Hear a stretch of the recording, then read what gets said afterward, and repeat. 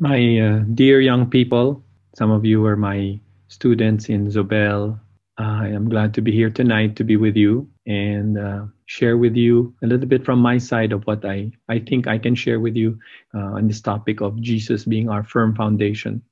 It will be a little weird for you because this is another way of doing our holy hour, but also it will be another way for a speaker to do this. It's probably rare that a resource person will do this format that I will share with you, but it's going to be simple. It will be very respectful of the Lord's presence because I do not want to take away your thoughts on Jesus, who is in some way digitally or in the internet now here with us in this form. But it doesn't have to be really like that. He's present right beside you, he's present over you, all over you, in front of you, behind you, all over the world. I'll be using the chat box maybe once or twice, but you don't have to say anything in the chat box. But also I will play a video later that I prepared with the help of Lanz. And so when I begin here, I'd like to say that when we talk about Jesus as our firm foundation, the first question that comes to my mind is, what is your foundation built upon? As Filipinos, we all had experiences of strong typhoons that wrought havoc in our country and harshly affected the poor, especially the poor, who did not have strong homes to live in. Really, in the end, it's about the Lord as our foundation. Jesus our foundation. If we have him as our foundation, will be our homes, our lives will be so well built. But of course, it's not going to be that easy because there are certain things that happen in our world, especially difficulties, and we term that as typhoons in our lives. And so we did have super typhoon that happened. I'm glad that it did not pass really through the Philippines, but it did pass through Japan. We have LaSalle School and LaSalle brothers living there. And they were in the eye of super typhoon Haitian, which went above their city, the city of Kagoshima. And it continued its path towards South Korea. I don't want really to make too much noise in this holy gathering that we have. And so I'm just, when you have time, I'll give you about 2 to 3 minutes quietly for you to just see in the YouTube. It's about a news report of what happened in South Korea, and we pray for them. You can just click that in your chat box. To access the suggested YouTube video, and at the same time, protect the copyright of the owners, you may visit it in the link provided in the description below. You may also point your camera to the QR code shown on the screen. Come back to this presentation again after visiting the other YouTube link. With a 2-minute report there from South Korea, and we continue to pray for those who were severely affected by the super typhoon. To lessen the damage of such natural occurrences, people usually are told to prepare and protect themselves for the coming of that super typhoon. We did that some years ago when a super typhoon passed. If we are told to prepare, that means we have a chance to survive it. So humanity can survive a fierce typhoon if we prepare ourselves by placing protective boards on our windows, tying down those that may fly away, or putting tapes to strengthen glass windows and doors. Without really saying it, the most important part of it is actually to stay in a house that is built on a strong foundation. Since no matter what you do around the house, if the whole house is blown away, then there is no use of protecting the other parts. Surviving a strong typhoon is not about also being rich. It means we say maybe when you're rich, you'll survive. The poor are the ones who will suffer a lot. In some way, it's true. Or having the best or the most expensive materials can make you survive. No, it's really not about that. It is really about building a house on a firm foundation. No matter how expensive it is, when you do not have a good foundation, they will all fall. Look at the stone houses in Basco, Batanes. They're not rich person's house, but they're strong. And it's not just because they're made out of rocks. They have a bedrock of a foundation. These houses have survived hundreds of years of battering from the elements. Now, relating this analogy in our life, I invite you to ask yourselves today this question. What are the possible aspects in my life, in my relationships, in my goals, my dreams, and property that can be battered by the coming storms of life? Ask yourself that. What are these relationship goals, dreams, and property that can be battered by the coming storms of life? They will come. These storms will come. First, of course, if we really look at it, your family. This is one important part of yourself that may be battered by a storm. You ask yourself, what if a difficult relationship of your mom and dad with each other begin to affect you? Think about this for a while. What if your family's business goes down, or that your dad and mom would lose their jobs? Some of our friends' parents have lost their jobs. Reflect on this possibility for a moment. What if you found yourself suddenly with becoming COVID positive? Really difficult to take that, right? What if you were to stop schooling? You have your educational goals. You had to stop schooling because, there are students who just believe we should not be doing online work, online studies. This doesn't work. So school just stops. And what about friendships? This means a lot to you. What if you were to lose friends because of distance? How many of you have missed the hugs? How many of you have missed the gathering that you used to do? But because of distance or because you have grown apart, there is a saying of goodbye. Or the worst of all is when mistrust take over trust. These are the storms that may come. The gospel calls us to put our trust in the Lord and make Jesus as our firm foundation. I would like to thank those who contributed to the Flipgrid community sharing. I created the Flipgrid, and I would like to share some of these replies of the young guys made here.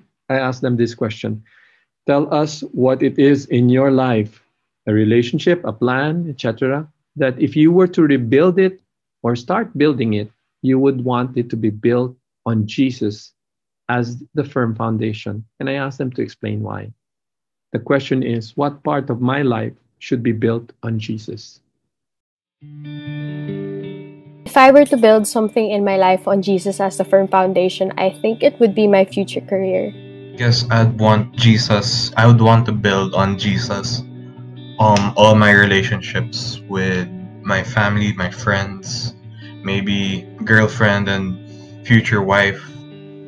I would build many connections or even relationships towards people, including my enemies. One of the things that I'd want to be built or rebuilt on the firm foundation of Christ would be my medical school education. I would want my future to be based on Jesus.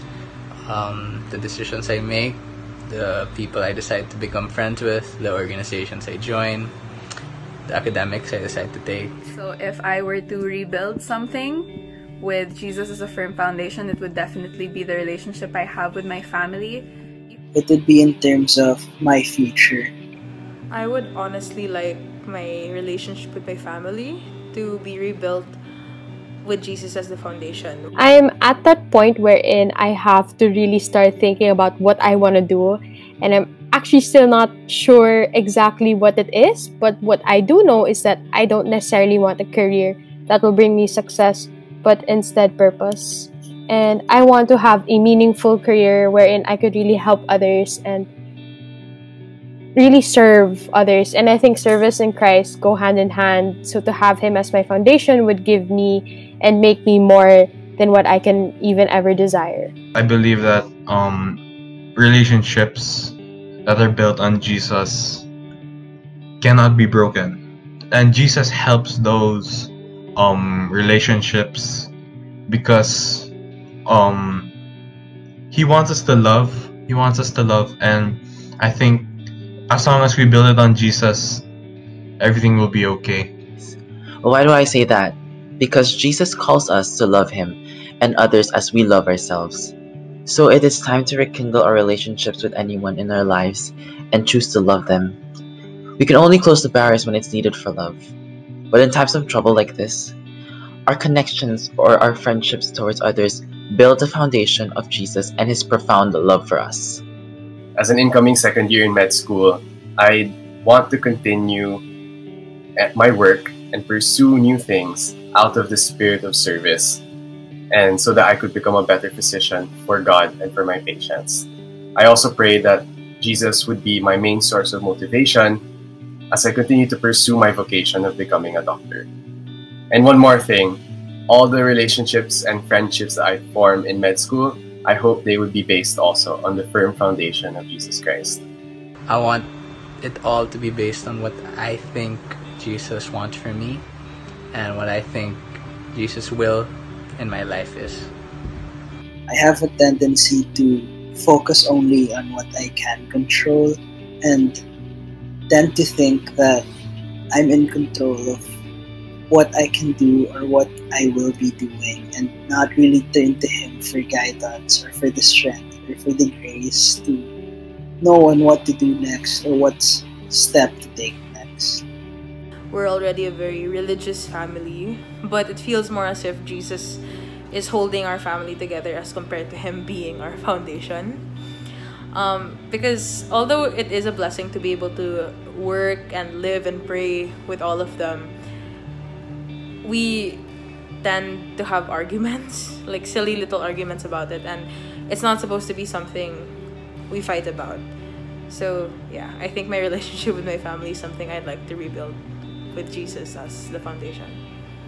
Even though we're all Catholic and we all grew up with a Catholic upbringing, it really is different when you all know and you all bond over the fact that Jesus is the firm foundation, in the sense that family is a gift. It's where we come to know love the way the Father loves us, and we also treat it as like a gateway for knowing our vocation, because what is vocation other than the invitation to love? And to do that with family, to discover that call, is, I think, really important.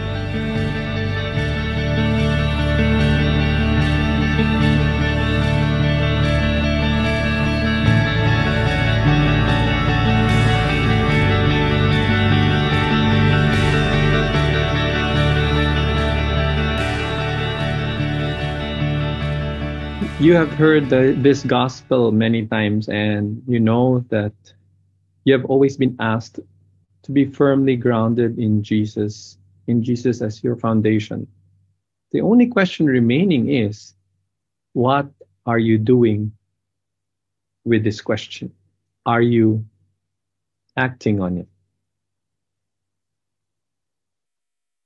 Tonight, as you spend this holy hour, look upon the Lord in full respect and tell Him that you are now more than willing to put your trust in Him and to make Him your firm foundation.